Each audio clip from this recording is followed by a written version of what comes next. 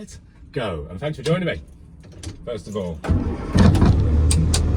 Right. Keep the windows closed so you don't get all the noise and shite. Here we go.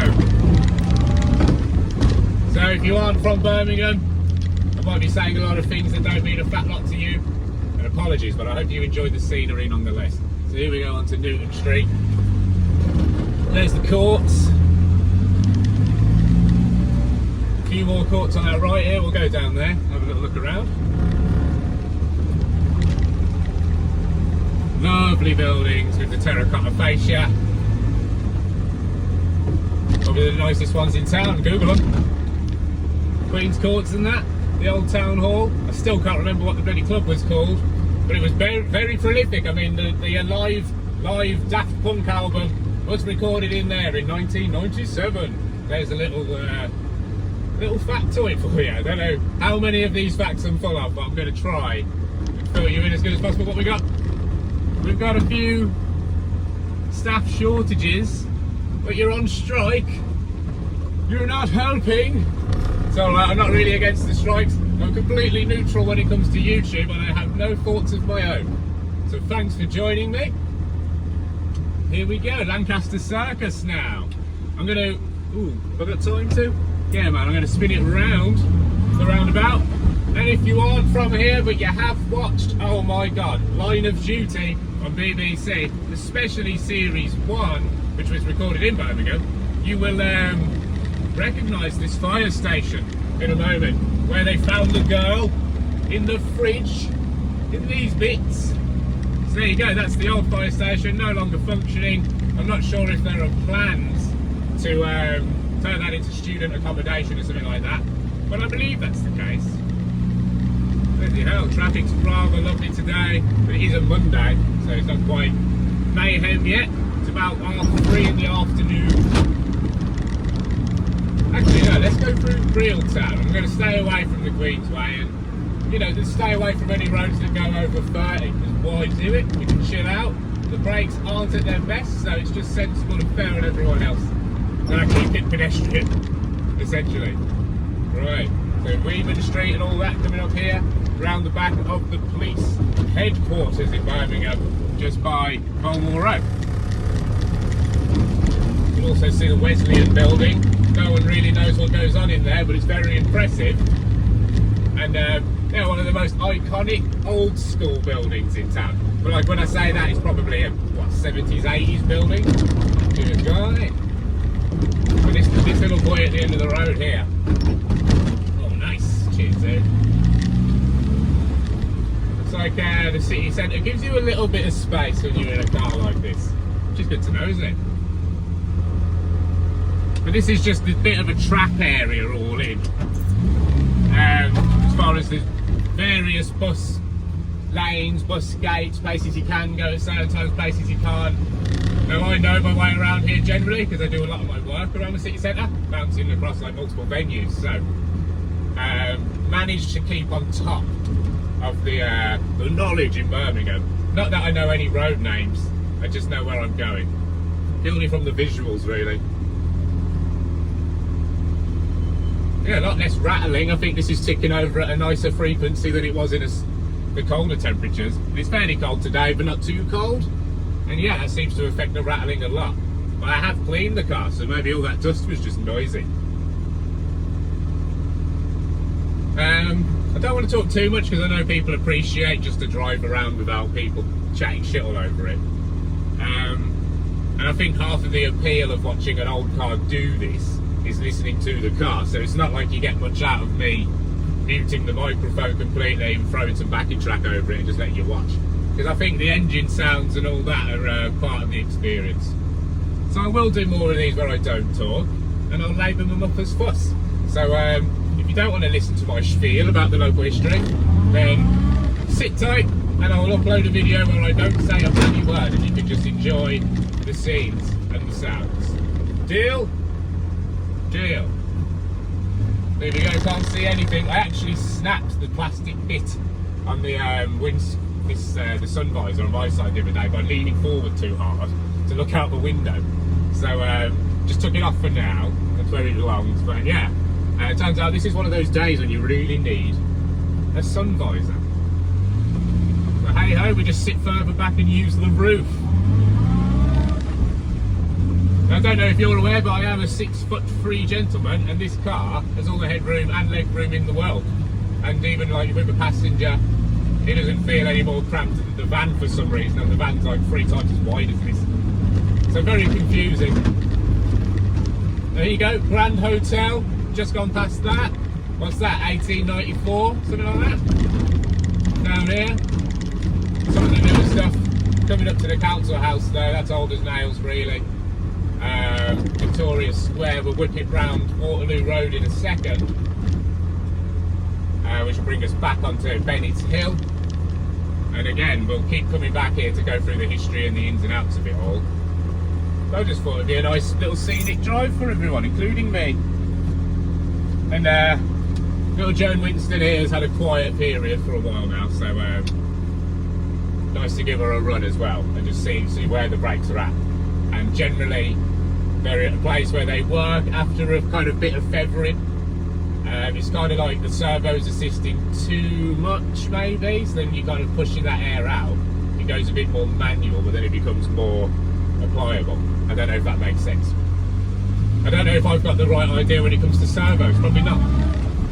But here we go, this is new, building 303, is it? 313? Can't remember now, that's brand new. Going to the older stuff, there's the council building, you'll see the town hall just over there. But you probably won't see much because of the sun, and I do apologise, should have got the drop top. My bad.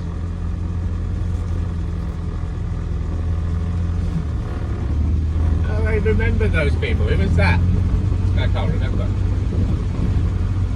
Anyway, onwards. A lot of these really funky hippie barbers and craft ale places down this end nowadays, and the Dirty Martini and Cozy Club, which have both been planted into what look like old bank buildings. You can see how lovely that was. And now it's kind of just home to general slappers on Friday and Saturday nights. It's crazy, the colder it gets round here, the less they wear. I don't know.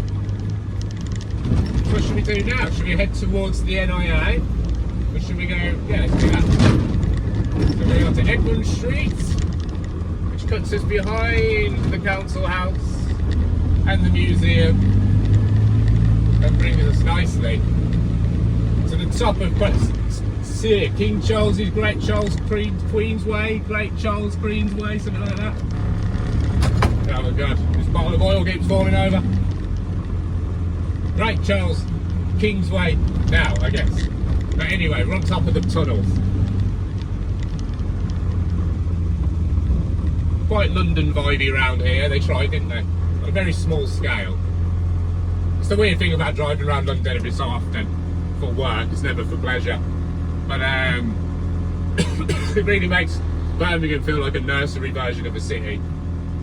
Considering we're the second city. I know it sprawls out and there's lots of bits, but really it's tiny. You can belt through the whole thing in 10 minutes.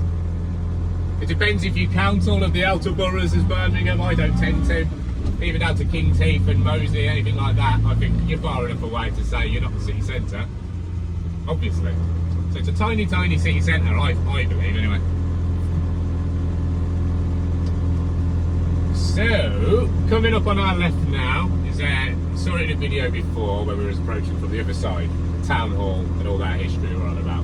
But as we go around this corner, there is the world's first high-rise that is the shape of an octagon. And I think it's fully residential. I'm not sure, but you can see they've built the middle bit, you know, the hard bit. There it is. Can you see it? I hope so. But it's an octagon. How exciting! The city living reshaped, the first pure residential octagonal high-rise building in the world.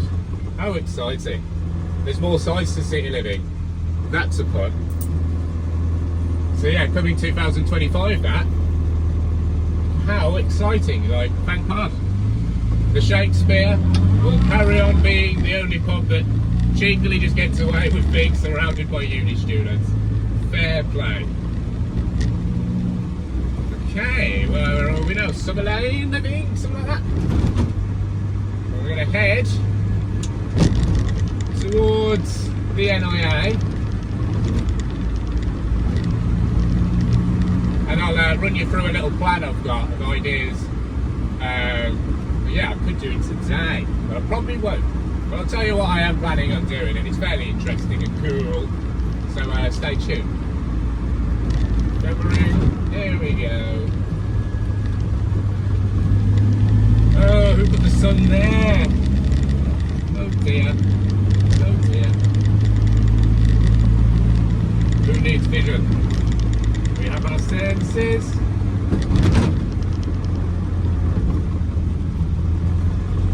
Use your sense of smell to get yourself there when your eyes are compromised.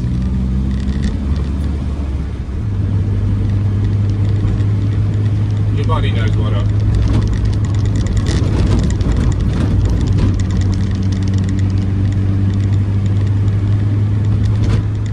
Here we go, we got the roundhouses. This is like a canal house workshop thing, I believe. And it's now under the care of the National Trust, just on this corner.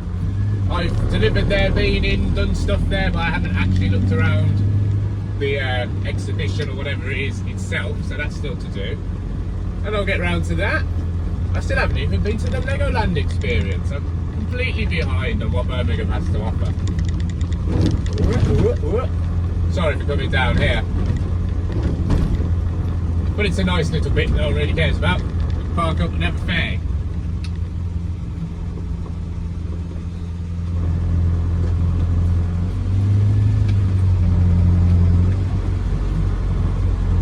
Got some canal action here as well, which is exciting, isn't it? Bonk, wait for the bang. Wicked. Right then.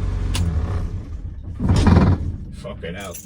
There we go. Is that a second little burn? Was it? What was that, Joan? What was that? Right then. So, we are now behind the NIA. How exciting. What's all that then? That's all Ousel Street, Brindley Place, all that. The old Icon Gallery, all that. That old turn junction is the old canal just beyond there, you can see it. Take you for a quick look at the boats if you want, why not? But I'm going to roll one and maybe buy a coffee. How basic. So I find myself in a queue now just to get to the fancy petrol. So obviously they market it as super unleaded now or whatever, but it's just basically E5. The new stuff is E10, which is designed to destroy all these old engines, so we have to go for the 5% ethanol stuff. And apparently that's a separate queue now. So hey ho, it's just coming up now, so we're there, don't worry about it. Here's a reason to watch out for the signs. This one's saying it's E5 fuel on the pump, and it's saying it's E10 fuel up there. I'm not going to take the bloody risk, but for God's sake, it's not easy, is it? Well, the prices are coming down, which is good.